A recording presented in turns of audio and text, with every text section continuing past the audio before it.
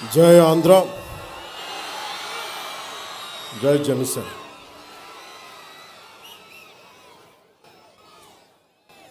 ఉత్తరాంధ్ర, ప్రత్యేకించి విశాఖపట్నం ఆంధ్ర భావన తెలుగు వాళ్ళకి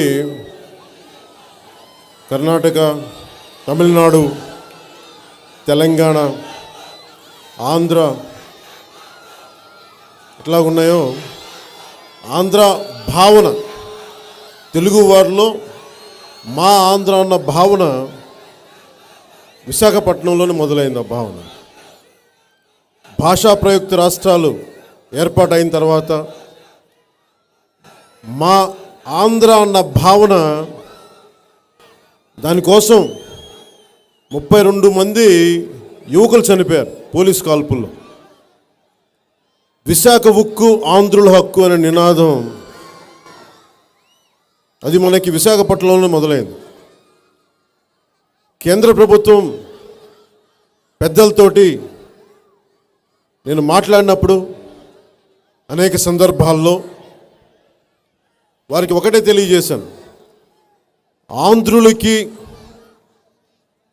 ఆంధ్రప్రదేశ్లో ఉండే మాకు కులాలతోటి లింక్ ఉంటుంది, కానీ పలాను కులం అనుకుంటాం, కానీ ఆంధ్ర అన్న భావన మటుకు మా అందరికీ ఒక్కసారి వస్తుంది. విశాఖ ఉక్కును టచ్ చేస్తే మటుకు, ముట్టుకుంటే మటుకు అది చాలా ప్రత్యేకమైన ఎమోషనల్, చాలా భావోద్వేగంతో కూడుకున్నది. అది మీరు విశాఖ ఉక్కుని ప్రైవేటీకరణ చేస్తే అది ఆంధ్రప్రదేశ్లో ఎలాంటి భావన తీసుకొస్తో తెలియదు, ఎలాంటి గొడవలు తీసుకొస్తాయో తెలియదు. విశాఖ ఉక్కు ఆంధ్రుల్ని అందరినీ ఏకతాటిపైన ఉంచిన నినాదం. అది జై తెలంగాణ అంటే ఎంత ఉద్వేగం ఉంటుందో, జై ఆంధ్ర అది మనకి విశాఖ స్టీల్ ప్లాంట్ కోసం చేసిన పోరాటంలో అన్ని జిల్లాల్ని ఏకం చేసే ఒక గొప్ప నినాదం. అది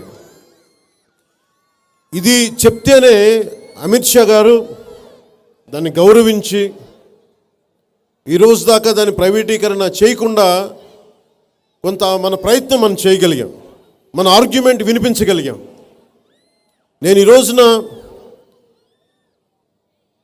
నేను ఎప్పుడు ఒక ఎలక్షన్ గురించి అయితే నేను ఆలోచించలే, ఒక తరం కోసం అయితే కనీసం ఆలోచించాను.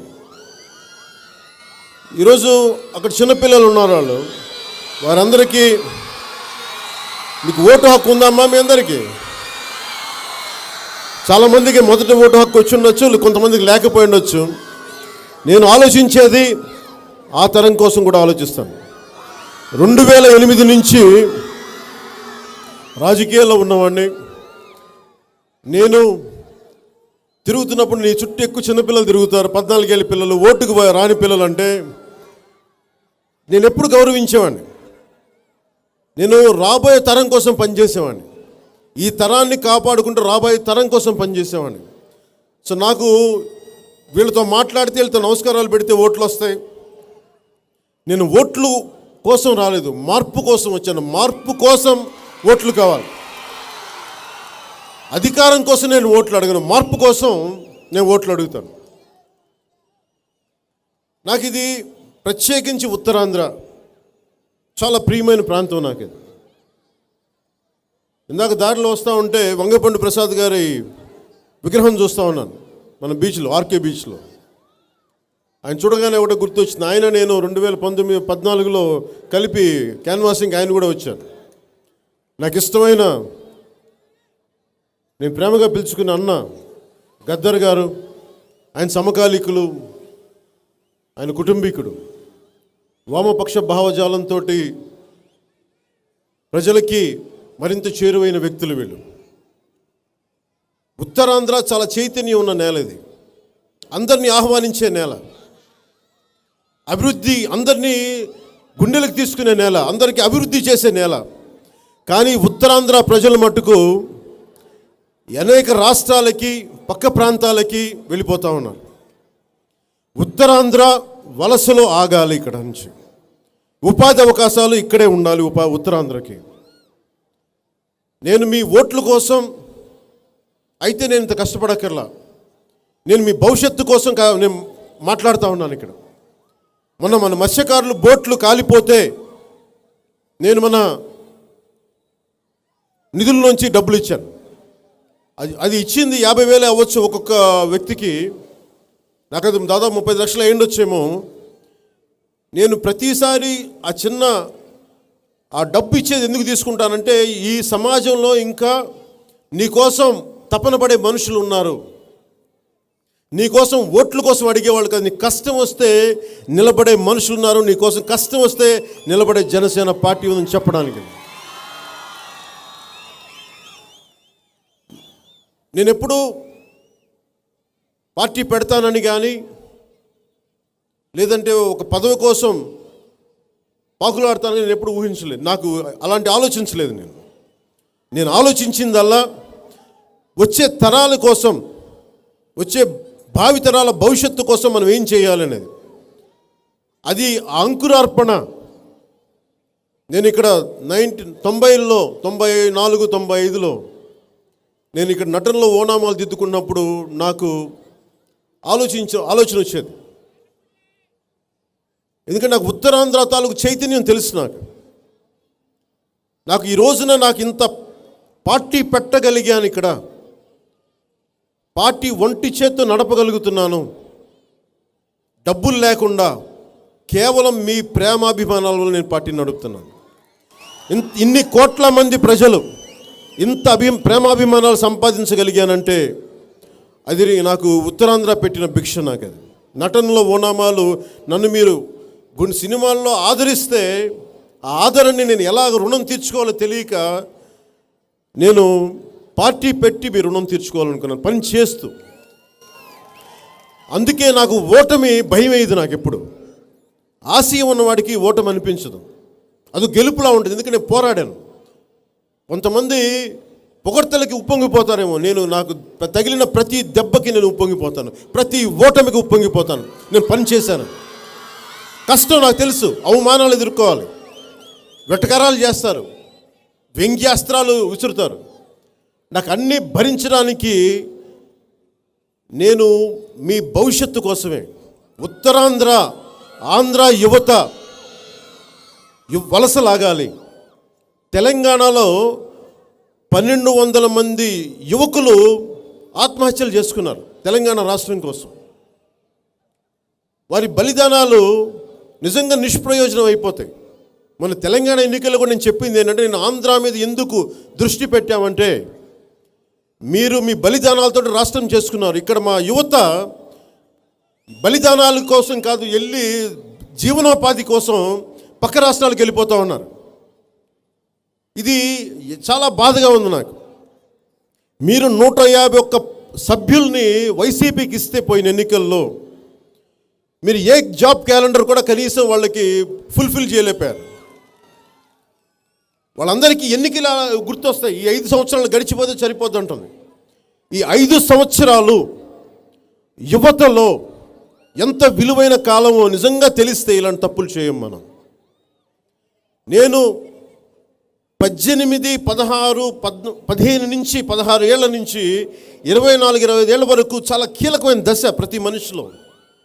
చాలా కీలకమైంది. చదువుకోవాలి, తల్లిదండ్రుల మీద ఆధారపడకుండా మన కాళ్ళ మీద నిలబడగలగాలి, ఉపాధి అవకాశాలు ఉండాలని తపన పడతాం మనందరం. రాజకీయ నాయకులకి కానీ, ముఖ్యంగా ఈ వైసీపీ నాయకులకి మీ భవిష్యత్తు మీద ఆలోచన లేదు. 5 సంవత్సరాలే కదా, జాబ్ క్యాలెండర్ ఇచ్చాం ఓదార్పు యాత్రలో. ఇప్పుడు నేను కంప్లీట్ చేయక్కర్లా, నిలబెట్టుకోకర్లా, బాధ్యతగా మాట్లాడక్కర్లా, కనీసం నేను ఎక్స్ప్లెనేషన్ కూడా ఇవ్వాల్సిన అవసరం లేని స్థాయికి ఈ రాష్ట్ర ముఖ్యమంత్రి అయిపోయాడు. మీరు రోడ్ల మీద పడలేరు. నేను మీకోసం, మీ భవిష్యత్తు కోసం నేను నానా రకాల తిట్లు తింటా ఉన్నాను. ఒక మనిషిని గెలుపుల్లో మీరు అసెస్ చేయకండి. నేను ఓడిపోయి నుంచున్నాను, గుర్తుపెట్టుకోండి. దశాబ్దం కాలం చాలా కష్టమైంది. దీనికి కారణం మన ప్రతి సమాజం కోసం పనిచేసిన ప్రతి నాయకుడు త్యాగాలతోనే నిర్మితమైంది ఈ సమాజం. నేను భవిష్యత్తులో ఒకటే చెప్పదలుచుకున్నాను. రాజకీయాల్లో నిజంగా నిష్ప్రయోజనం అయిపోయినాయి, పొల్యూట్ అయిపోయినాయి, కరప్ట్ అయిపోయినాయి అని ఒక యువతరం నమ్మట్లేదు రాజకీయాలని. తిరిగి మీ భవిష్యత్తుని మీరే నిర్మించుకోవాలంటే రాజకీయాల్లో మీదైన పాత్ర ఉండాలి. మీ పాత్ర ఉండాలంటే నిలబడే వ్యక్తులు ఉండాలి. అంటే దెబ్బ తిన్నా కానీ నుంచునే వ్యక్తులుంటే యువత మారుతుందని నాకు చాలా ప్రగాఢమైన విశ్వాసం. నేను మీకోసం నేను సినిమాల్లో కనుక ఉండుంటే నేను ఇంత ఇబ్బంది పడక్కర్లా. సినిమా నేను చేసుకుంటూ వెళ్ళిపోతే నాకు చాలా స్వార్థమైన జీవితం అనిపిస్తుంది.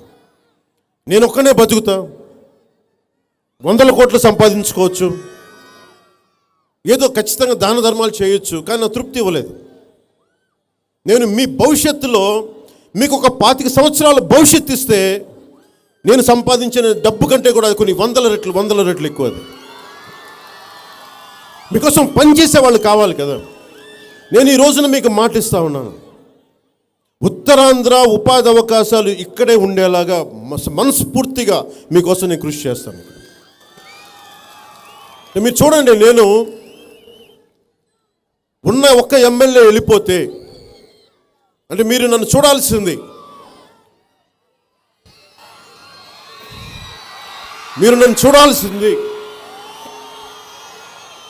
ఉన్న ఒక్క ఎమ్మెల్యే వెళ్ళిపోతే ఎవరికైనా సరే ఓడిపోగానే భయం వేస్తుంది. ముఖ్యంగా యువతకి మీకు తెలుసు బాగా ఓటమి తాలూకు విలువ.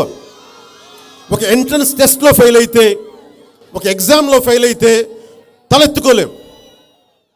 నేను ఇన్ని సంవత్సరాల నుంచి ఓటమి తీసుకుంటూనే ఎదుగుతూనే ఉన్నాను, ఆగలేదు, ముందుకెళ్తూనే ఉన్నాం. 150 మంది సభ్యులతో ప్రారంభమైన జనసేన ఈరోజు 6.5 లక్షల మంది క్రియాశీలక సభ్యులతో వెళ్ళింది. ఓడిపోతూనే ఉన్నాం, ఎక్కడ ఆగలా. అబ్రహాం లింకన్ ప్రతిసారి ఓడిపోయాడు. లాయర్ ఎన్నికల్లో ఓడిపోయాడు, సెనేటర్ ఎన్నికల్లో ఓడిపోయాడు, గవర్నర్ ఎన్నికల్లో ఓడిపోయాడు, అమెరికన్ ప్రెసిడెంట్ అయ్యాడు. ఆయన అనుభవం ఏం చెప్తుందంటే, మనం అనుక్షణం యుద్ధానికి ప్రిపేర్ అవుతూ ఎదుగుతా వెళ్ళటమే. దీనికి షార్ట్ కట్స్ లేవు, దగ్గరదారులు లేవు, దొడ్డిదారులు లేవు. నిలబడి చూపించడమే మనిషి తాలూకు కర్తవ్యం, నాయకుడి తాలూకు కర్తవ్యం. నిలబడే చూపించాలి. నేను ఎందుకు చూపిస్తున్నాను మీకంటే, నేను వెళ్ళి బీజేపీలో జాయిన్ అయితే నేను కోరుకున్న పదవి వాళ్ళు ఇస్తారు నాకు. కానీ మనం విభజన తర్వాత కూడా, రాష్ట్ర విభజన జరిగిన తర్వాత కూడా, దశాబ్దం దాటిన తర్వాత కూడా ఇంకా మనం రాజధాని ఎక్కడుంది, ఆంధ్రప్రదేశ్ రాజధాని ఏది, అత్తారింటికి దారేది లాగా ఆంధ్రప్రదేశ్ రాజధానికి దారేది. అత్తారింటికి దారేదంటే 3 గంటల సమయంలో కథ చెప్పచ్చు. రాజధానికి దారేదంటే కథ చెప్పలేము. ఇక్కడ ఈ రోజుకి ఆంధ్రప్రదేశ్కి రాజధాని లేదు. ప్రతిసారి ఢిల్లీ నుంచి ఎవరో చెప్పాలి, రాజధాని అమరావతి అని. వైసీపీ నాయకులు వీళ్ళు మాట్లాడుతూ ఉంటారు. అంటే ఉత్తరాంధ్ర మీద మీకు ప్రేమ లేదా, ఉత్తరాంధ్ర మీద మమకారం లేదా, ఇలా మాట్లాడుతుంటే వాళ్ళని ఒకటే అడగదలుచుకున్నా, ఉత్తరాంధ్ర దోపిడీకి గురవుతుంటే ఉత్తరాంధ్ర నాయకులంతా మీరేం చేస్తున్నారయ్యా? మీరందరూ నన్ను అడుగు, నేను చెప్తా. మీరందరూ ఉన్నారు కదా ఇక్కడ నుంచి, నన్ను అడిగే వాళ్ళందరూ, మీకు ఉద్దానం కిడ్నీ సమస్య నేను వచ్చి చెప్పే వరకు మీకు తెలియలేదా? మీకు ఉద్దానంలో కిడ్నీ సమస్య వచ్చి అంతమంది చనిపోతూ ఉంటే ఉత్తరాంధ్ర నాయకులకు ఎందుకు మీకు పట్టలేదు? నన్ను విమర్శించే ఉత్తరాంధ్ర నాయకులకు మాత్రమే చెప్తున్నాను, మీకు ఎందుకు పట్టలేదు? విజయనగరంలో ఉన్న నాయకులకు మీకు ఎందుకు ఉద్దానం మీద మీరు శ్రీకాకుళంకి ఎందుకు వెళ్ళలేకపోయారు? మీరు అమరావతి, విశాఖ, బాబు ఒక నిమిషం ఆగు, రీజన్ చెప్తానండి బాబు. ఈ జేజేలన్నీ మీరు ఇక్కడ ఎనర్జీ వేస్ట్ చేసుకోకండి, ఎలక్షన్లో ఓటింగ్లో చూపించండి. మీరు మాట వింటే మార్పు వస్తుంది. మీరు ఎందుకు ఓటు వేయాలో కూడా మీకు అర్థం కావాలి. నాకు నినాదాలు కొత్త కాదు, చప్పట్లు కొత్త కాదు. నేను కోరుకుంటుంది ముఖ్యంగా ఉత్తరాంధ్రకి సంబంధించి వలసలు మటుకు ఆగాలి, కాలుష్యం తగ్గేలా పరిశ్రమలకి ఒక నియంత్రణ మండలిని మరింత బలంగా పనిచేసేలా చేయాలి. నా సంపూర్ణమైన కోరిక ఉత్తరాంధ్ర వలసలు ఆగే తీరాలి. మత్స్యకారులకి ఎక్కడ ప్రతి 30 కిలోమీటర్లకి ఒక జట్టి ఉండేలా మటుకు మనస్ఫూర్తిగా పనిచేస్తాం మేము. ఈ రోజున దాదాపు 29 కులాలని తెలంగాణలో ఉత్తరాంధ్రకి చెందిన ప్రత్యేకించి బీసీ కులాలని తెలంగాణలో తీసేశారు. తెలంగాణలో బీసీ కులాలను గుర్తించట్లా. మనకున్న 29 కులాలని ముఖ్యంగా ఆంధ్రాకి సంబంధించి దాంట్లో ప్రత్యేకించి ఉత్తరాంధ్రాకి సంబంధించిన అత్యధిక కులాలని అక్కడ బీసీలుగా గుర్తించట్లా. మిగతా అన్ని బీసీ కులాలను గుర్తిస్తున్నారు, కానీ ఉత్తరాంధ్రాకి సంబంధించిన బీసీ కులాలను గుర్తించట్లా తెలంగాణలో. నేను అడిగేది మీరు కూడా ఆలోచించండి. మీరు 151 మంది ఎమ్మెల్యేలను ఇచ్చారు ఈ ముఖ్యమంత్రికి. ఉత్తరాంధ్ర గురించి ప్రేమ కారిపోద్ది మనకి ఆ విజయనగరం జిల్లా నాయకులకి మిగతా వారికి. మీరు ఎందుకు తెలంగాణ ప్రభుత్వం కేసీఆర్ గారు ఉన్నప్పుడు మీరు ఎందుకు ఒక్కసారి కూడా మాట్లాడలేదు? ఎలక్షన్ సమయంలో మీరు అందరూ సహకరించుకుంటారే. మరి బీసీల సమస్య, ఉత్తరాంధ్ర బీసీలను నిర్దాక్షిణ్యంగా తీసేస్తుంటే కనీసం మీరు ఒక వివరణ కూడా రాబట్టలేకపోయారా? కనీసం ఒక అప్పీల్ కూడా చేయలేకపోయారా మీరు? ఇది మనకు ఉత్తరాంధ్రకి జరుగుతున్న నష్టం కాదా ఇది? కనీసం ఒక వివరణ కూడా నోచుకోలేదా ఉత్తరాంధ్ర ప్రజలు? ఈ సమస్య మీకోసం అడిగేవాళ్ళు లేరు. నేను మాట్లాడాను, మన తెలంగాణ సభల్లో కూడా మాట్లాడాను. బీసీ నాయకులు అక్కడ కనుకొస్తే నేను వెళ్ళి మాట్లాడతాను. పోయినసారి ప్రభుత్వానికి దృష్టి కూడా నేను తీసుకెళ్ళాను. వాళ్ళు చేస్తారా చేయరా నేను చెప్పట్లేదు, కనీసం నా వంతు ప్రయత్నం, నా కృషి నేను చేయాలి కదా అన్నది. ఒక అధికారం లేని నేనే ఇంత కృషి చేస్తూ ఉంటే, స్టీల్ ప్లాంట్ కోసం నేనే వెళ్ళి అమిత్ షా గారితో మాట్లాడుతూ ఉంటే, dredging corporation of India mini Ratna company ప్రైవేటీకరణ చేస్తారంటే నేను ఆ రోజున మన సంఘాలన్నిటికీ మద్దతు, కార్మిక సంఘాలన్నిటికీ మద్దతు ఇచ్చి ఈ రోజున డ్రెడ్జింగ్ కార్పొరేషన్ ఆఫ్ ఇండియా లాభాల బాటలో ఉంది, ప్రభుత్వ రంగ సంస్థగానే ఉంది అంటే దానికి జనసేన కృషి చేసింది. దానికి ఇది నేను చెప్తున్న మాట కాదు, నేను నా పని ఎప్పుడు చెప్పడమే. ఇది జాతీయ స్థాయి నాయకులు చెప్పిన మాట. నాకు మన ఢిల్లీలో నువ్వు చెప్పిన మాట వల్ల మేము డ్రెడ్జింగ్ కార్పొరేషన్ ఆఫ్ ఇండియా అని ఆపాం. నేను అదే చెప్పాను, మీరు దీన్ని కూడా మీరు స్టీల్ ప్లాంట్ని కూడా చేయండి, స్టీల్ ప్లాంట్ ప్రత్యేకమైంది. నేను అందుకు చెప్పాను, ఇది చాలా భావోద్వేగంతో కూడుకున్నది. It's not just a mere steel plant sir. ఇది కేవలం స్టీల్ ప్లాంట్గా చూడకండి, ఇది మా అందరి తాలూకు ఒక భావోద్వేగంతో కూడింది. మా బలిదానాల మీద, మా పెట్టుబడి మీద జరిగింది ఇది. అంటే ఈరోజు వరకు ప్రైవేటీకరణ జరగకుండా మనం కృషి చేస్తూ వచ్చాం ఇక్కడ దాకా. ఆ రోజున స్టీల్ ప్లాంట్లో కూడా నాయకులందరికీ చెప్పాను, మీరందరూ కనుక నాతో సంసిద్ధంగా కలిసి నడుస్తానంటే మనందరం ఢిల్లీలో ఒక అప్పీల్ చేద్దాం. మనం క్యాప్టివ్ మైన్స్ని తెప్పించుకుందాం, ప్రైవేట్ మైన్స్ తెప్పించుకుందాం, మనం అయోనోర్ని తెప్పించుకుందాం, స్టీల్ ప్లాంట్ కేటాయించుకుందాం. అంటే ఒక్కళ్ళు మాట్లాడలేదు ఈరోజు దాకా, ఒక్కరు. ఇంతమంది ఆ రోజు ఉన్నారు, ఆ రోజున ఒక్కళ్ళు కూడా ఈ రోజు దాకా ఒక్కరు మాట్లాడలా. దేన్నైనా సరే రాజకీయం చేయడానికి తప్ప, పొలిటికల్ డివిడెండ్ కోసమో రాజకీయ లబ్ధి కోసమో తప్ప నిజంగా సమస్యని పరిష్కరించుదాం అనే ఒక్క మనసు లేదు ఎవరికి. నేను మీకు మాటిస్తున్నాను, మీరు గనక జనసేనకి అండగా నిలబడితే నేను స్టీల్ ప్లాంట్ కోసం నా సంపూర్ణ సాయి శక్తులు నేను పోరాటం చేసి మీకు నిలబెడతాను. ఎందుకంటే నేను అడగను, జగన్లాగా నేను ప్రతి పరిశ్రమ దగ్గరకు వచ్చి వాటాలు అడగను, పదవులు అడగను. నేనేం అడుగుతాను? ప్రజల కోసం ఏదైనా చేయమని అడుగుతాను. ప్రధానమంత్రి గారి దగ్గరికి వెళ్ళి నాకు ఎందుకు గౌరవం ఇస్తారు?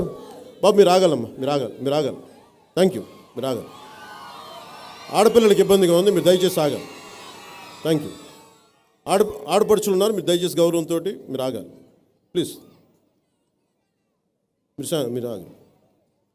ఎందుకంటే ఈ రాష్ట్రంలో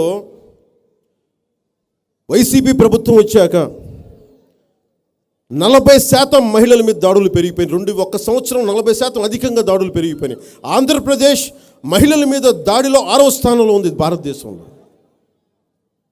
30,000 మంది ఆడపిల్లలు అదృశ్యానికి గురైతే ఈ మంత్రి కానీ ముఖ్యమంత్రులు కానీ వెటకారం చేసే ఒక్కొక్కడు కానీ నన్ను వెటకారం చేసే ఒక్కొక్కడు కానీ ఏ రోజు ఒక్కడు కూడా కూర్చొని ఎందుకు ఇంతమంది ఆడపిల్లలు ఆంధ్రప్రదేశ్లో అదృశ్యమైపోయారు, వీళ్ళు ఎలా ఒకళ్ళు వచ్చారా, వస్తే ఎలా తిరిగి ఇంటికి వచ్చారు, ఈ రోజు దాకా ఒక ప్రెస్ మీట్ కూడా పెట్టలేదు.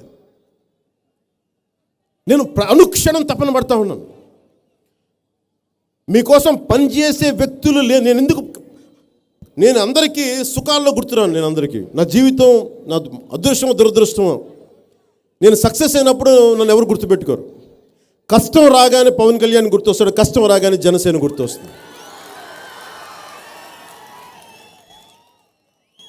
అధికారం లేకుండానే మీకోసం ఇంత నిలబడ్డాం. నాకు ఎందుకు వైజాగ్ మీద ఇంత పిచ్చి ప్రేమ, ఉత్తరాంధ్ర మీద ఇంత పిచ్చి ప్రేమ అంటే ఒకటి, నాకు నటన ఒకటే నేర్పించలా. ఓడిపోతే నా అనుభవం మీతో పంచుకుంటాను. ఓడిపోతే గాజువాకలో ఓడిపోయా.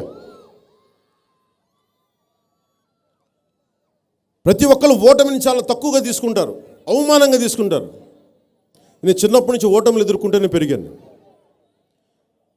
నేను ఓటమి ఎదుర్కొని ఇంట్లో కూర్చుంటే, మన పార్టీ ఆఫీస్లో కూర్చుంటే మంగళగిరిలో భవన నిర్మాణ కార్మికులు నా దగ్గరికి వచ్చి, అన్న మేము ఇప్పటికి చాలామంది చచ్చిపోతా ఉన్నాం, ఆత్మహత్యలు చేసుకుంటా ఉన్నాం, నీకోసం మా కోసం వచ్చి ఉత్తరాంధ్రకి రా అన్న, మా కార్మికులందరూ అక్కడ ఎక్కువ ఉన్నాం, సబ్ పెడతా ఉంటే నాకు మనస్ఫూర్తిగా నమ్మకం కలగల. జనం వస్తారో నా కోసం అనుకున్నా.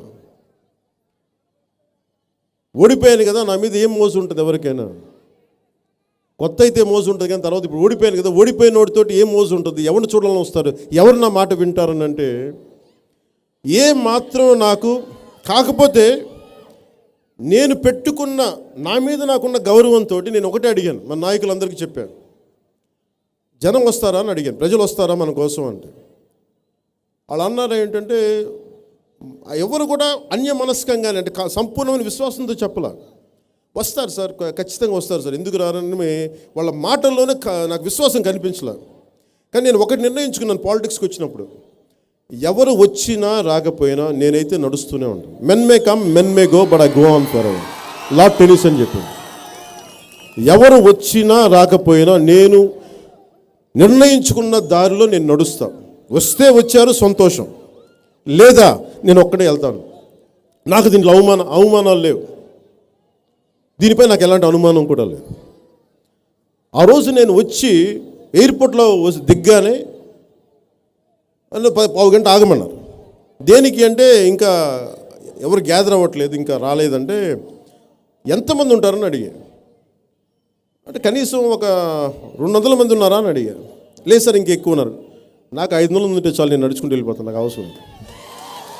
కానీ వస్తే అంటే ఎందుకు చెప్తున్నాను, ఎందుకంటే ఓటమికి నన్ను గుండెల్లో తీసుకుంది విశాఖపట్నం. నన్ను ఓడిపోతే ఆ రోజున నేను చూశాను, వెళ్తే దాదాపు 2 లక్షల మంది ప్రజలు ఆ రోజున రోడ్ల మీదకి వచ్చారు. నేను ఊహించలే. అంటే నా గుండె అంటే నాకు సామాన్య నా పెద్ద కన్నీళ్ళు రావు. నాకు మేబీ బాధలు పడ్డానేమో జీవితంలో ఎక్కువ, పడి అవమానాలు పడి నా కన్నీళ్ళు ఎండిపోయినాయి. నా కన్నీళ్ళు రావు అంత తేలిక. ఆ రోజు కొద్దిగా నా కళ్ళు చెమర్చినాయి. నాకు ఆ రోజు అంత ప్రేమ చూపించింది నాకు విశాఖపట్నం. అలాంటి ప్రేమకి లొంగని వాడు ఎవడుంటాడు? మీ ప్రేమకి నేను లొంగిపోయాను, మీ ప్రేమకి నేను దాసుని.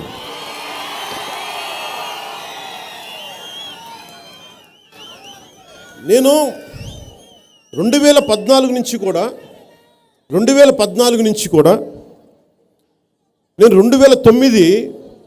నేను 2014లో ఎందుకు నేను భారతీయ జనతా పార్టీ తెలుగుదేశంకి మద్దతు ఇచ్చానంటే, నేను 2008లో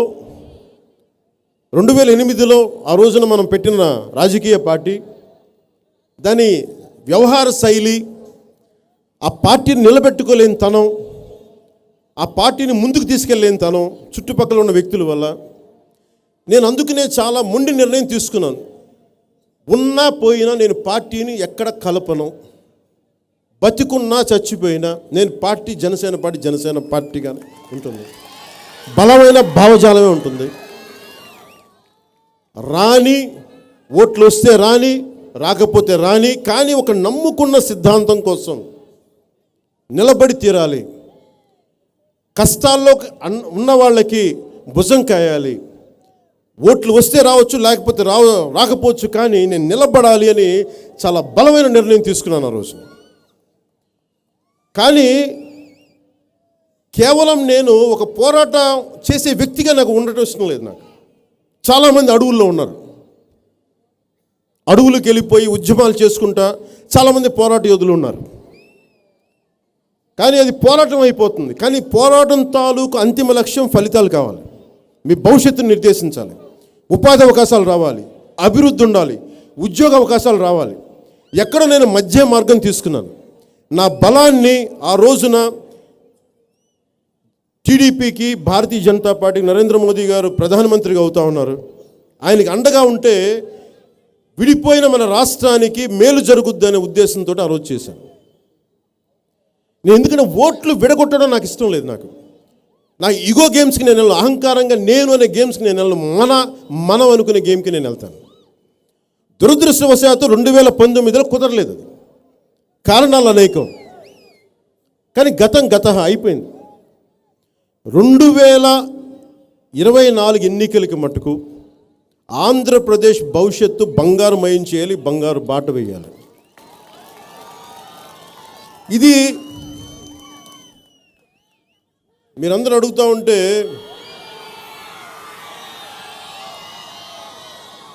సీఎం అని అడుగుతూ ఉంటే నా కోరిక ఏంటంటే మనం నుంచున్న స్థానాల్లో బలమైన మెజారిటీతో గెలిపించి, మనం మద్దతు ఇచ్చిన స్థానాల్లో బలమైన మెజారిటీ ఇవ్వగలిగితే అప్పుడు జనసేన బలం తెలుస్తుంది. అప్పుడు మనం అడగలం, అప్పుడు నిలబడగలం. మనం ఏమీ చేయకుండా మీ గుండెల్లో అభిమానం, మీ గుండెల్లో ఉన్న అభిమానం అది ఓటు కింద ట్రాన్స్ఫర్ అవ్వకపోతే, ఓట్ల కింద మలుచుకోకపోతే, అది మనల్ని అధికారంలో కూర్చోబెట్టలేకపోతే స్లోగన్స్కి మనం మాట్లాడలేం. ఈ రోజున ప్రతి ఒక్కళ్ళు జాతీయ స్థాయి నాయకులు ప్రధానమంత్రి గారితో సహా నన్ను గుర్తిస్తున్నారు, గౌరవిస్తున్నారంటే అది మీ గుండెల్లో మీరు ఇచ్చిన స్థానం. అదే కనుక మీరు రేపొద్దున సభల్లో సత్తా ఇవ్వగలిగితే, నిజంగా నాకు అంతమంది ఎమ్మెల్యేలు ఇవ్వగలిగితే, మనం అలయన్స్లో ఉన్న పార్టీకి అంతమంది ఎమ్మెల్యేలు మనం ఓట్ ట్రాన్స్ఫర్ అయితే, రేపొద్దున ఏ స్థాయిలో నేను మీకు రాష్ట్రం కోసం పనిచేయగలను మీరు ఆలోచించండి. వీళ్ళు 32 మంది ఎంపీలు ఉన్నారు. నాకు ఒక్క జనసేన ఎంపీ కనుక ఉండుంటే ఈరోజు నేను వీళ్ళందరూ కూర్చోబెట్టి నేను క్యాప్టివ్ మైన్స్ తెచ్చేవాళ్ళం స్టీల్ ప్లాంట్ కోసం. సో నేను కోరుకుంటుంది ఇది. సో మీ అందరినీ నేను ప్రత్యేకించి అడిగేది ఒకటి, ఎవరు సీఎం అంటే నాకు ప్రజలు ఆంధ్రప్రదేశ్ చాలా ముఖ్యం. సీఎం అనేది అది నేను చంద్రబాబు గారు కలిసి నిర్ణయించుకుంటాం.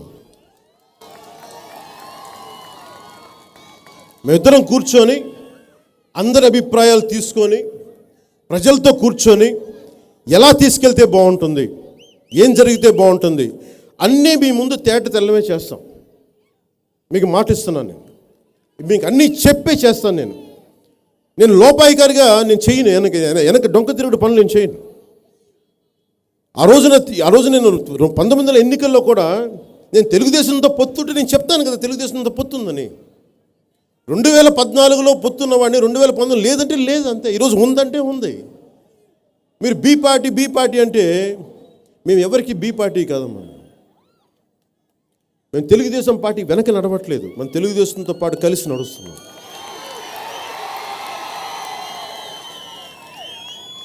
మీ గౌరవం నేను ఈరోజు చెప్తున్నాను. నా అభిమానులు, జన సైనికులు, వీర మహిళలు, నన్ను అభిమానించే ప్రజలు ఆత్మగౌరవాన్ని నేను ఎప్పుడు మీకు తక్కువ చేయను. మిమ్మల్ని ఎప్పుడు నేను మీ గౌరవాన్ని కాపాడుతాను. కాకపోతే ఈరోజు నేను కోరుకుంటుంది సభా వేదికగా, ఆంధ్రప్రదేశ్ భవిష్యత్తు బాగుండాలి అంటే అలయన్స్ తప్ప వేరే దారి లేదు. ఎందుకంటే మనం ఇండిపెండెంట్గా పోటీ చేసామనుకోండి, ఖచ్చితంగా జనసేనకి ఓటింగ్ పెరిగింది. మనకి బలం ఉన్న స్థానాల్లో 35-40 మేబీ కొన్ని ఖచ్చితంగా కొంత సీట్లు సంపాదించవచ్చు. కానీ అది ప్రభుత్వాన్ని స్థాపించేంత బలం ఉంటుందా లేదా, ఆ ఛాన్సెస్ నేను తీసుకోదలుచుకోను. మళ్ళీ ఆంధ్రప్రదేశ్ ఇంకొక 5 సంవత్సరాలు ఆలస్యమైతే మళ్ళీ నిరుద్యోగులు, మీరు ముఖ్యంగా యువత, మీరు ఉపాధి అవకాశాలకు ఎక్కడికి వెళ్తారు చెప్పండి? మీ వయసులు బారైపోతాయి. నిరుద్యోగులకి కరెక్ట్గా ఒక వయసు దాటితే మళ్ళీ మీకు ఎంట్రన్స్ టెస్టులు రాయలేరు. అప్పుడు ఏం చేయాలి? అందుకని నేను ఛాన్సెస్ తీసుకోవట్లా. నేను కావాలంటే నన్ను నేను తగ్గించుకోవడానికి ఇష్టపడుతున్నాను, కానీ మిమ్మల్ని పెంచడానికి నేను సంసిద్ధంగా ఉన్నాను, మిమ్మల్ని గెలిపించడానికి సంసిద్ధంగా ఉన్నాను. ఆడపిల్లల భద్రత కావాలి ఈ రాష్ట్రంలో. ఆడబిడ్డ ఇంట్లో నుంచి బయటికి వెళ్తే తిరిగి ఇంటికి వచ్చే వరకు క్షేమంగా ఉండాలి. ఆడపిల్లల మీద కన్ను చేస్తే కాళ్ళు చేతులు ఎరగొట్టేంత బలమైన లా అండ్ ఆర్డర్ సిచ్యువేషన్ ఉండాలి. మనందరికీ అక్కలు, చెల్లెళ్ళు, తల్లులు ఉన్నారు. మనందరికీ ఒక్కళ్ళు మాట్లాడట్లేదు. ఈ రోజున ఒక్క వైసీపీ నాయకుడు మాట్లాడట్లేదు. నేను ఇంతమంది ఆడపిల్లలు అదృశ్యం అయిపోయారని నేను మాట్లాడుతుంటే ఎవరు నమ్మలేదు. నన్ను వెటకారం చేశారు. నన్ను అరే, నేను ఈ రాష్ట్రాన్ని, ఈ దేశాన్ని పరిపాలించే ప్రధానమంత్రి నేనంటే ఇష్టమైన వ్యక్తి, నేనంటే తెలిసిన వ్యక్తి. ఈ దేశాన్ని పరిపాలించే, మనకి ఈ దేశాన్ని చాలా కీలకమైన హోం వ్యవస్థని శాసించే హోంమంత్రి అమిత్ షా గారు, ఆయన నాకు చాలా బాగా తెలిసిన వ్యక్తి. ఇలాంటి పెద్దలు, ఎంతో కీలకమైన స్థాయిలో వ్యక్తులు ఇన్పుట్ ఇస్తే తప్ప నేను నోరు తెరవను. అలాంటిది 30,000 మంది ఆడపిల్లలు అదృశ్యం అయిపోయారంటే ఆ రోజున అందరూ మాట్లాడారు. పోలీసు అధికారులు కూడా కొంతమంది చిత్తూరులో మాట్లాడారు.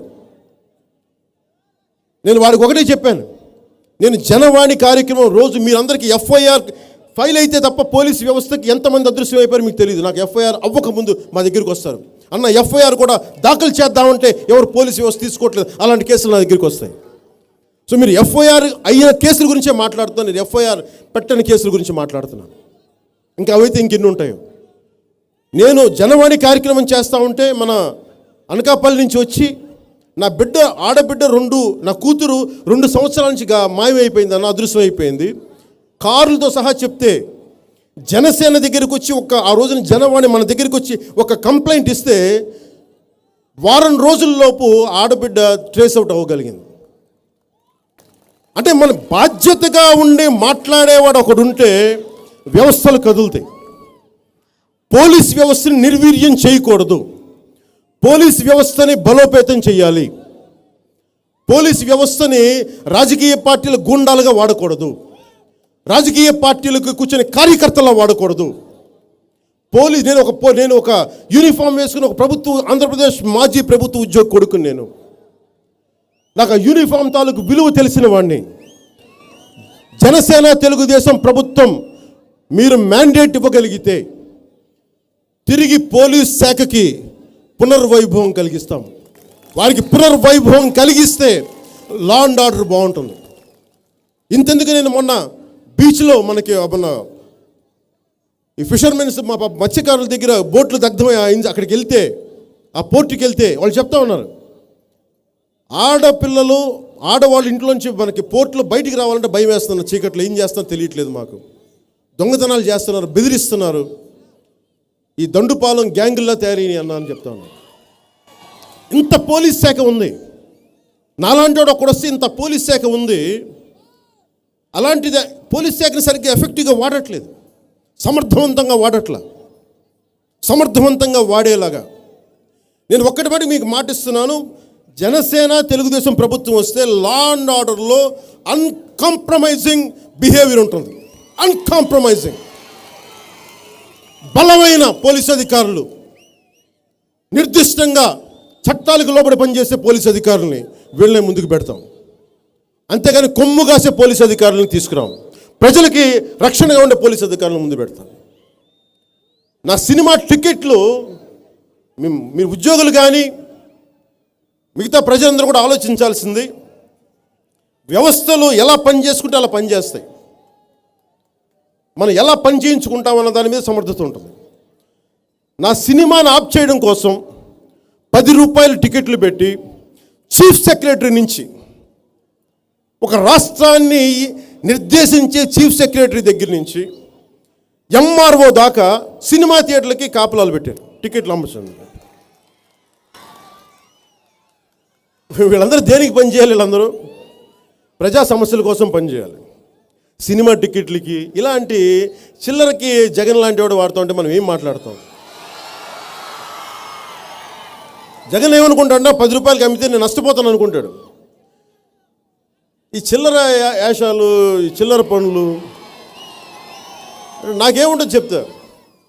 నేను ఇదే వైజాగ్లో, నేను భీమ్లీలో ఆ గెస్ట్ హౌస్లో నేను ఉండేవాడిని. ఇక్కడి నుంచి వెళ్ళి గెస్ట్ హౌస్లో నాకు ట్రైనింగ్ క్లాసెస్ ఉండేవి. సర్క్యూట్ హౌస్లో ఇంకోటి పైన ఒకటి ఉంటుంది గెస్ట్ హౌస్, మర్చిపోయిన పేరు. అక్కడ నేను యాక్టింగ్ క్లాసెస్ తీసుకునేవాడిని. నేనేమనుకునేవాడంటే యాక్టింగ్ క్లాసెస్ అయిపోయిన తర్వాత, ట్రైనింగ్ అయిన తర్వాత మా అన్నయ్య చిరంజీవి గారికి ఒకటే చెప్పాను,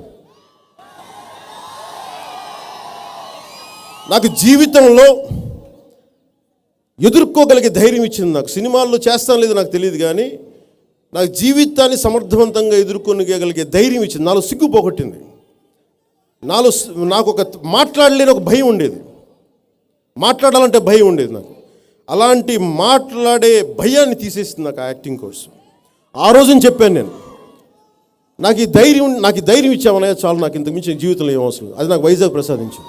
ఆ ధైర్యమే ఈ రోజున నన్ను రాజకీయాలు నిలబెట్టింది. ఆ ధైర్యమే 151 మంది ఎమ్మెల్యేలు ఉన్న జగన్ని ఎదుర్కొనేలా చేస్తుంది. ఆ ధైర్యమే జగన్ కిరాయి గుండాల సేనని ఎదుర్కొనేలా చేస్తుంది. ఆ ధైర్యమే రేపొద్దున 2024లో జనసేన తెలుగుదేశం ప్రభుత్వాన్ని స్థాపించేలా చేస్తుంది. మీ భవిష్యత్తుని బంగారమయం చేసేలా చేస్తుంది. నేను రాగానే అద్భుతాలు చేస్తానని చెప్పలేను. మీకోసం, మీ మాట వినటానికి, మీ కష్టాలు వినటానికి. సినిమా టికెట్లకి నేను ఎంఆర్ఓలను పెట్టం, సినిమా టికెట్లకి చీఫ్ సెక్రటరీని వాడాం, చిల్లర పనులకి పోలీస్ వ్యవస్థని వాడాం. మీ కష్టం, మీ ఇంట్లో కష్టం వచ్చింది, విద్యార్థులకి సరైన స్టైఫండ్ రావట్లేదు, స్కాలర్షిప్లు రావట్లా, అంబేద్కర్ విదేశీ విజ్ఞానాన్ని తిరిగి పునరావృతం చేస్తాం, తిరిగి బయటికి తీసుకొస్తాం. దాన్ని ఎస్సీ ఎస్టీ సబ్ ప్లాన్ సంపూర్ణంగా దానికి వారికి వెళ్ళేలాగా సంపూర్ణ ప్రయత్నం చేస్తాను నేను. ఎందుకంటే మనం మాట్లాడకపోతే, మన ప్రయత్నం చేయకపోతే అసలు ముందుకు వెళ్ళలేము మనం. నేను అనుక్షణం నాకు ఇంత మీరు నన్ను మీరు చూడాల్సింది కూడా, ఒక దశాబ్దం పాటు నేను దెబ్బలు తింటూ వచ్చాను. ఈ రోజున మొట్టమొదటిసారి నేను మిమ్మల్ని అడుగుతున్నా, నా కోసం అడగట్లా, జనసేన తెలుగుదేశం పార్టీలని మీరు గెలిపించండి. ఆలోచించండి, చప్పట్లు కూడా కొట్టద్దని చెప్పట్లేదు, మీరు ఆలోచించండి. మీరు గెలిపిస్తే మళ్ళీ ఇంకొకసారి కనుక మళ్ళీ వైసీపీ వైపు చూసారా, మీ భవిష్యత్తుని మీరే పంపించేద్దాం వైసీపీని. హలో ఏపీ, వైసీపీకి బాయ్ బాయ్ చెప్పేద్దాం. అంటే మనం ఎందుకు బాయ్ బాయ్ చెప్పాలంటే, 5 సంవత్సరాలు చాలా చక్కగా కడుపు నింపుకున్నారా, ఇసుకలు తిన్నారు, మైనింగ్ చేసుకున్నారు, కాంట్రాక్ట్లు చేసుకున్నారు. పాపం ఇదేంటి, నేను జానీ అనే సినిమాలో ఒక పాట పాడలేను, దాంట్లో మాస్టర్జీ అని ఒక నా సన్నిహితుడు ఆయన ఒక పాట పాడారు, రాబోయే మా కంట్రీకి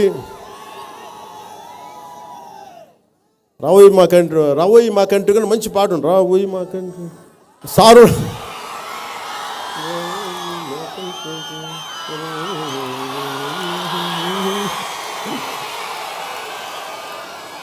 రాబోయే మా కంట్రీకి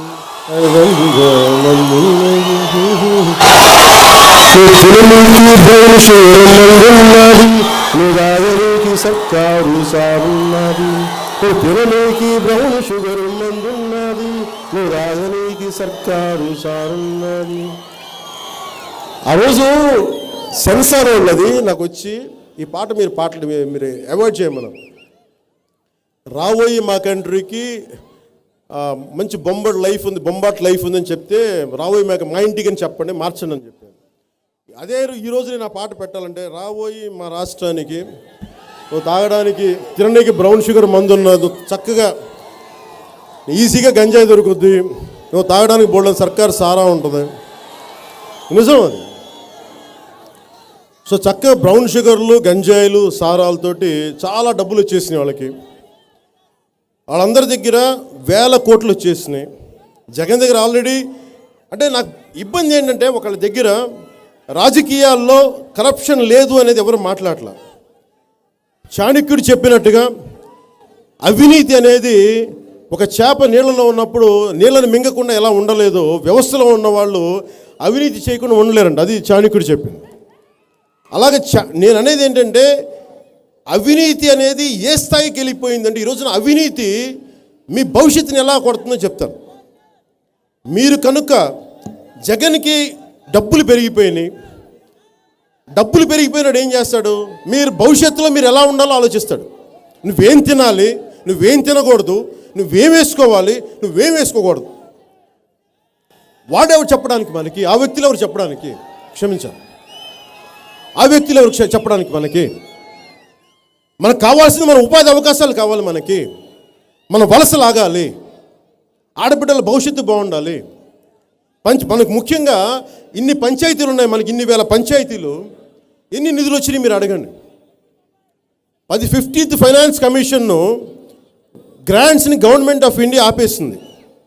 ఒకటి ఏంటంటే 3,300 2019-23కి 1,328 కోట్లు, 2023-24కి 2,031 కోట్లు, రెండు కలిపి ఈ 2 సంవత్సరాలకి ఈ 19 నుంచి 23-24 వరకు 3,359 కోట్లు కేంద్ర ప్రభుత్వం నిలిపేసింది. దేనికి నిలిపేసింది అంటే, స్టేట్ గవర్నమెంట్ డబ్బులు ఇవ్వట్ల పంచాయతీలకి, ఆ డైవర్ట్ చేసేస్తున్నారు ఫండ్స్ వీళ్ళు ఆ బ్యాగులకి వీటికి అని చెప్పేసి. అన్నిటికంటే కూడా గ్రామ సచివాలయాల పేరు మీద మీరు వాళ్ళకి పంచాయతీలు నిర్వీర్యం చేస్తూ ఉన్నారు. చట్టబద్ధంగా ఎన్నికైన పంచాయతీ వీళ్ళని సర్పంచులను మీరు నిర్వీర్యం చేస్తున్నారు గ్రామ సచివాలయాల మీద. గ్రామ సచివాలయాలు యాంటీ కాన్స్టిట్యూషనల్ అని చెప్పి, రాజ్యాంగానికి వ్యతిరేకం అని చెప్పి దీని మీద స్టేట్స్ చూడాలి అని చెప్పి దాన్ని ఆప్ చేసింది. సో మీ భవిష్యత్తుని సంపూర్ణంగా ప్రతి చోట పల్లెటూరుల దగ్గర నుంచి పట్టణాల దాకా నిర్వీర్యం చేస్తూ ఉంది, ఉపాధి అవకాశాలు లేకుండా చేస్తుంది. సో ఈ రోజున మనకి మీ చేతిలో ఉన్నది బలమైన ఆయుధం ఉంది. మీ ఓటు అనే బోటు మీద సముద్రం దాటాడు జగన్, దాటగానే తెప్ప తగలేశాడు. అందుకే నేను విన్నవించుకునేది, మీ విలువైన ఓటుని మీరు ఒకవేళ డబ్బు ఎక్కువ ఉన్నాయేమో జగన్ డబ్బులకి ఓట్లు ఇస్తారని తీసుకోండి, నేనేం కాదనట్లేదు. తీసుకుంటారా? మీ ఇష్టం, అది మీ చాయిస్. ఎందుకంటే మీరు తీసుకోవాలో లేదు నేనేమని చెప్పడానికి, నేనైతే తీసుకోను. ఆ చాయిస్ మీకు వదిలేస్తున్నా. కానీ ఎందుకు డబ్బులు తీసుకొని కూడా మొహమాట పడక్కర్లేదు, ఎందుకంటే మీ డబ్బు అది. జగన్ ఎక్కువ 2,000 5,000 ఇస్తాడు, నేను ఉంచున్న చోట 100 కోట్లు కూడా పెడతాడు. నిండా మునిగినోడి చల్లండి, నువ్వు 100 కాదు 150 పెట్టుకు 1000 పెట్టుకో, నేను పోటీ చేస్తాను, నాకు ఆ భయాలు లేవు నాకు. సో నేను కోరుకునేది 1000 ఈ రోజున 2,000 ఇచ్చినా 3,000 ఇచ్చినా 5,000 ఇచ్చినా ఆ డబ్బు జగన్ సొంత జేబుల్లోంచి ఇవ్వట్లా, మీ డబ్బు అది. మీ ఆరోగ్యాలు పాడు చేసి మిమ్మల్ని ఎవరన్నా తాగే సంఖ్య ఉంటే, జనాభా ఉంటే, వారి జేబులో తీసిన డబ్బులు కల్తీసారా అమ్మి దాని నుంచి వచ్చిన డబ్బు, మనందరికీ సంబంధించిన సహజ వనరులను దోచేసి దానికి సంబంధించిన డబ్బు. అందుకని డబ్బు అనేక రకాలుగా వస్తూ ఉంది. ఈ డబ్బు అది మీ డబ్బు అది. సో జగన్ ఇచ్చేసాడు కదా, మనం రుణపడి ఉండాలి, ఓట్లు వేయాలి అలా ఆలోచించగలం. ఈసారి మార్పుకి మీరు ఓటేయండి. ఒక 5 సంవత్సరాలు మీరు జనసేన తెలుగుదేశానికి నిలబడండి. నేను మీకు ఇది కూడా చెప్తున్నా, జనసేన ప్రభుత్వంలో భాగస్వామ్యం తీసుకుంటుంది, అందుకే మేము బాధ్యతగా ఉంటాం. మన ప్రభుత్వంలో బాధ్యత తీసుకుంటాం, అధికారం తీసుకుంటాం, అన్ని స్థాయిల్లో అధికారం తీసుకుంటాం. నేను ఇక్కడ దాకా తీసుకొచ్చాను, ఒంటరిగా తీసుకొచ్చాను పార్టీని. నాతో పాటు మీరు అందరూ ఉన్నారు, నా సహచరులు ఉన్నారు. మీకోసం నేను నిలబడేవాడిని. ఓటు మట్టుకు ఈసారి మార్పు కోసం, సుస్థిరత కోసం, ఒక బలమైన అభివృద్ధి కోసం మీరు ఓటేయాలి. మీరు ఆలోచించే వేయండి. నా మాటలు వినొద్దు. నా మాటలు విని మీరు ఇంటికి వెళ్ళి మీ కుటుంబ సభ్యులతో కానీ, మీ స్నేహితులతో కానీ, మీ ఇరుగు పొరుగుతో కూర్చొని, చాలామంది విలువైన పెద్దలు ఉన్నారు, ఒకసారి అన్ని బేరీ చేసుకొని జనసేనకి మీరు ఓటేయండి, తెలుగుదేశానికి ఓటేయండి. అలాగే నేను ఏది కూడా సంక్షేమ కార్యక్రమాలు, నేను బేసిక్గా సోషలిస్ట్ని, మీరు నమ్మండి. నా సొంత డబ్బే ఇచ్చేవాడిని నేను కష్టాల్లో ఉన్న వాళ్ళకి. అలాంటి మన ప్రజల డబ్బు సంక్షేమ కార్యక్రమాలకి మేము ఆపం. ఖచ్చితంగా సంక్షేమ కార్యక్రమాలు అలాగే నడుస్తాయి. ఒక 10 రూపాయలు ఎక్కువ ఇవ్వాలనుకుంటున్నాను తప్ప 10 రూపాయలు తక్కువ చేయాలైతే అనుకోవట్లేదు. కానీ మనస్ఫూర్తిగా నాకు ఈ అవకాశాన్ని ఇచ్చిన మీ అందరికీ, ఇంత సహనంతో ఓర్పుగా ఉన్న మీ అందరికీ ప్రత్యేకమైన ధన్యవాదాలు తెలుపుకుంటూ, ఉత్తరాంధ్ర మొత్తం వైసీపీ విముక్త ప్రాంతం ఉభయ గోదావరి జిల్లాలని చెప్పాను. ఈ రోజున పిలిపిస్తున్నాం. ఉత్తరాంధ్ర మొత్తం వైసీపీ విముక్తి ప్రాంతంగా మనం ప్రకటిద్దాం ఈ రోజు నుంచి. అలాగే సుందరపు వెంకట సతీష్ గారు ఆధ్వర్యంలో ఇంత మంచి సభను ఏర్పాటు చేసి ఆయన్ని మనస్ఫూర్తిగా నేను అభినందిస్తున్నాను. సతీష్ గారిని చాలా సంవత్సరాలుగా తెలుసు. మొట్టమొదట పార్టీలోకి రమ్మని చెప్పింది నేను ఆహ్వానించిన వ్యక్తుల మొదటి వ్యక్తి ఆయన. చాలా ఎప్పుడు 2016లో 17 అడిగాను, నాకు రాజకీయాలు ఇంట్రెస్ట్ లేదన్నా, నాకు నువ్వు ఏదైనా చేస్తే నీ అంట నిలబడాలని అనుకునేవాడు. అలాంటి సతీష్ ఈ రోజున మనసు మార్చుకొని బడుగు బలహీన వర్గాలకి, ఉత్తరాంధ్ర అభివృద్ధికి, రాష్ట్ర శ్రేయస్సుకి అండగా ఉంటానని మన సతీష్ మనస్ఫూర్తిగా, సుందరపు సతీష్ గారికి మనస్ఫూర్తిగా ఆహ్వానం పలుకుతూ మీ అందరికీ పేరు పేరున ధన్యవాదాలు తెలుపుకుంటూ, ఇందాక దారిలో వస్తూ ఉంటే ఏంటి దిక్సూచి అంటే ఎయిర్పోర్ట్లో ఇచ్చింది మీరేనా? అలాగే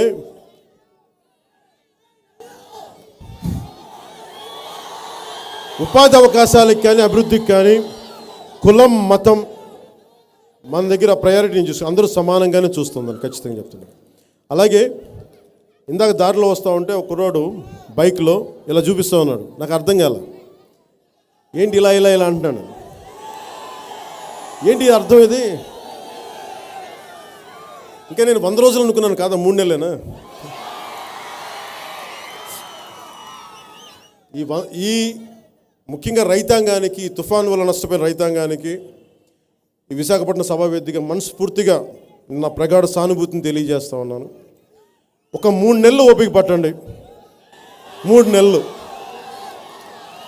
మీకు కష్టం వస్తే మీకు అండగా ఉండేలాగా మేము ఉంటామని తెలియజేసుకుంటూ, నష్టపోయిన ప్రతి రైతుకి కూడా, కౌలు రైతుకి ప్రతి ఒక్కరికి జనసేన తరపు నుంచి, తెలుగుదేశం తరపు నుంచి మనస్ఫూర్తిగా మీకు మా సానుభూతి, మా మద్దతు ఉందని మీకు తెలియజేసుకుంటూ, యువతకి భవిష్యత్తుకి మార్చేలాగా ప్రయత్నాలు చేస్తే మనకి అభివృద్ధి కార్యక్రమాలు ఉంటాయని తెలియజేసుకుంటూ, నాకు ఇంత అద్భుతమైన అవకాశం ఇచ్చిన మీ అందరితో మాట్లాడి నా గుండె లోతులో ఉన్న విషయాలను పంచుకోగల అవకాశం ఇచ్చిన మీ అందరికీ పేరు పేరున ధన్యవాదాలు తెలుపుకుంటూ,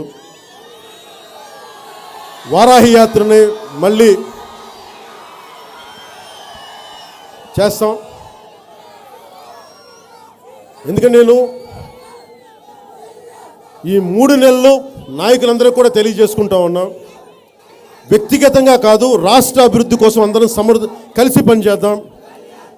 ఏ పార్టీతో కూడా, మన తెలుగుదేశంతో కూడా పొరపచ్చాలు లేకుండా ఒకటే చెప్పాను మన నాయకులందరికీ కూడా, ఎవరన్నా సరే అలయన్స్ గురించి నేను చాలా ఆలోచించే మాట్లాడా. టీడీపీ జనసేన టీడీపీ అలయన్స్ గురించి దయచేసి ఎవరన్నా సరే వ్యతిరేకంగా మాట్లాడితే వాళ్ళు వైసీపీకి అమ్ముడుపోయారని నేను అంటానని చెప్పి మొన్న ఈ మధ్యన ప్రైవేట్ మీటింగ్లో ఒకటి చెప్పాను. ఎందుకంటే ప్రజలు కోరుకుంటా ఉన్నా, నేను కోరుకుంది కాదు ఇది. అందుకని అలాగే జీరో బడ్జెట్ పాలిటిక్స్ నేను నమ్మను ఎప్పుడు. మనకి ఎలక్షన్ కమిషనే 45 లక్షలు ఖర్చు పెట్టమని చెప్తా ఉంది.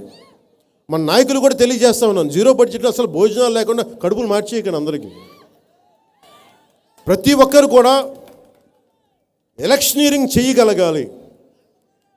మన కోసం మద్దతుగా ఉన్న ప్రతి ఒక్కరిని ఇంటిలో నుంచి పోలింగ్ బూత్ దాకా తీసుకొచ్చే వరకు ప్రతి నాయకులు మనందరం సమిష్టిగా పనిచేద్దాం. ఆ ఎలక్షనీరింగ్ పని చేయకుండా నా చుట్టూ తిరిగి నాకు జేజేలు కొడితే అవి నేను నమ్మను. ప్రజల కోసం పనిచేద్దాం. ఎందుకంటే నేను ఓటమి నుంచి తీసుకువచ్చిన వాడిని. నేను 2008 నుంచి దెబ్బలు తింటూ వచ్చిన వాడిని. నాకు జేజేలు కొడితే నేను ఆనందించేవాడిని కదా. ప్రజల్ని నిలబెడితే ఆ రోజు జేజేలు కొట్టినప్పుడు నేను ఆనందిస్తాను. ప్రతి ఓటర్ని, జనసేన టీడీపీ కోసం నిలబడ్డ ప్రతి ఓటర్ని, ప్రతి ఒక్కరిని వారి ఇంటిలో నుంచి పోలింగ్ బూత్ వరకు తీసుకొచ్చి సగౌరవంగా పంపించే బాధ్యత తీసుకున్న రోజున, ఆ రోజున మనం విజయ గర్వంతో జనసేన తెలుగుదేశం ప్రభుత్వాన్ని ఈ రాష్ట్రంలో చూడబోతుంది. 3 నెలలే భరిద్దాం. వైసీపీ దుష్టపాలని 3 నెలలే భరిద్దాం. తీసేద్దాం. తర్వాత దశాబ్దం జగన్ మళ్ళీ కరెక్ట్ చేసుకునే వరకు అప్పుడు చూద్దాం. దశాబ్దం పట్టుకు ఖచ్చితంగా నిలబడాలి. లేకపోతే మీ అందరి భవిష్యత్తు నిజంగా మనం పాడైపోతున్న ఒక బాధతోటి, ఆవేదనతోటి నేను ఈ నిర్ణయం తీసుకున్నాను. మనస్ఫూర్తిగా మీ అందరి ఆదరాభిమానాలు, మీ అందరి ఆశీస్సులు ఉంటాయని నేను ఆశిస్తూ ప్రతి ఒక్కరికి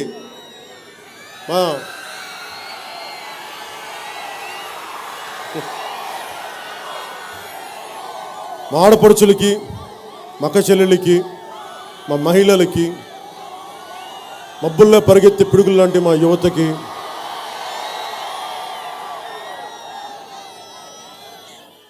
మార్పు కోసం కోరుకుంటున్న బయటకు వచ్చిన యువతకి, సిపిఎస్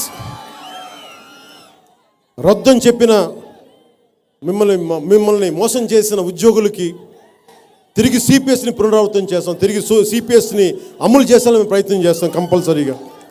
ఎందుకంటే దేశం మొత్తం విధానం తీసుకోవాలి. తిరిగి పాత పెన్షన్ విధానాన్ని తీసుకొచ్చేలాగా సంపూర్ణ కృషి చేస్తాను తెలియజేసుకుంటూ ప్రతి ఒక్కరికి పేరు పేరున ధన్యవాదాలు తెలియజేసుకుంటూ ఒకసారి ఈ వేదిక నుంచి మన ఎంఈపీ ఈ సభా వేదిక నుంచి ఒకసారి వైసీపీ నాయకులకి, మన విజయనగరం జిల్లా నాయకులకి, శ్రీకాకుళం నాయకులకి, ఆ చుట్టుపక్కల ఉండే మన విశాఖ జిల్లాలో, ఉమ్మడి జిల్లాలో ఉండే నాయకులందరికీ కూడా అందరికి వినిపించాలి. ఒకసారి బాయ్ బాయ్ చెప్తాం వైసీపీకి. Hello AP, hello AP, hello AP. జై జనసేన, జై హింద్.